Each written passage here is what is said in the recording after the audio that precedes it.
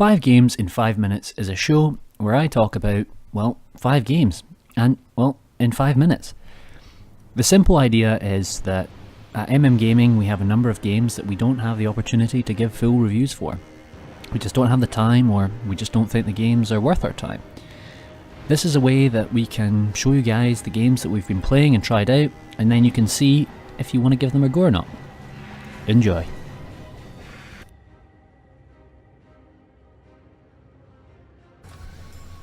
Clustertruck has a gimmicky premise on paper. You speedrun through levels on top of hordes of trucks that have their own individual AI.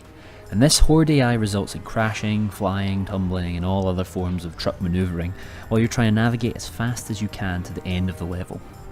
The emergent AI is the real draw here, meaning that every attempt you have to run a level may be slightly different. One run, an errant truck might flip randomly, causing you to plummet to your death. The next run, everything might run smoothly. The third, a truck tumbles into the perfect position for you to jump off of it, gaining yourself extra points and shaving time off your run.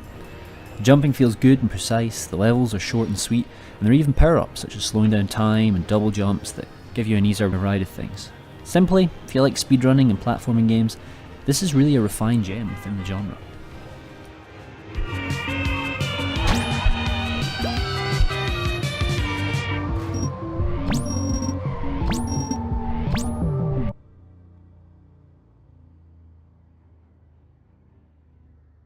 Baku Demons is sort of a clicker action game with light RPG elements, and it really has me on the fence.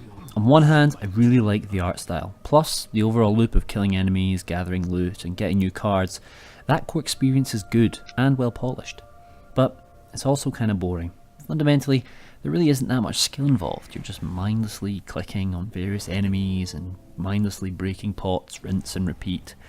Additionally, there are only set routes your character can go. You have to follow paths, and that can be really annoying, especially when you're required to dodge enemy attacks, but you can only move in a single plane.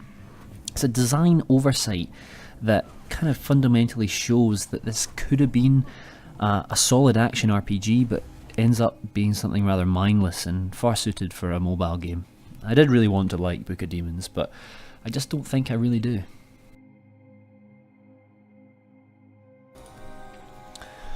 Full Mojo Rampage follows a very familiar formula. A roguelite procedurally generated level crawler with top-down shooter mechanics. The voodoo theme does give it at least one element different from other games within the genre, but it really doesn't pull Full Mojo Rampage from the depths of mediocrity. The combat is as simple as you can get. Run around in circles, kiting enemies, holding down shoot, and occasionally use one or two of your abilities to kill enemies a couple of seconds quicker. There's some loot mechanics where you gain stats or abilities, but they're really a sprinkle of mild chili powder in an already bland game. Really, there's not much more to say about it.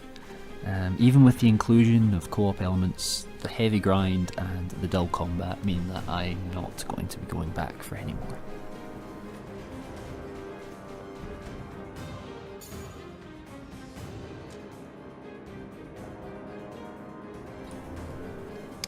Rogue Wizards has caused me to fall asleep on 2 separate occasions. Admittedly, both of those times I was tired, but the point still stands. Rogue Wizards, as the title suggests, is a roguelike turn-based dungeon crawler where you follow a completely and utterly boring story through a number of levels, gathering loot and experience on the way. The main draw is the art style and the Diablo-esque loot system. The art style of floating tiles can be quite pretty, and the loot mechanics do provide the drive to get higher stats. Ultimately though, the experience is shallow and it's generic beyond belief. Rogue Wizards doesn't do much wrong, but it really doesn't do that much right either.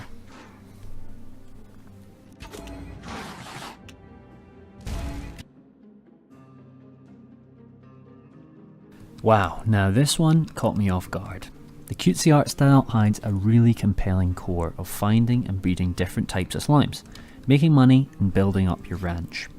The progression works well, starting with small pens with a few slimes and advancing to like a large ranch with multiple pens, upgrades, defences and more. While Slime Ranchers doesn't really have an endgame, it's kind of currently a pointless grind, you can still have a good solid 10 hours of gathering slimes, selling their plorts, trying to breed different combinations of slimes, exploring for collectibles and more. You better make sure your slimes don't mix though, because you might have outbreaks of the bad slimes, the tar, that cause you trouble. This one is definitely one to keep your radar on for its full release. Plus, those slimes are so freaking cute.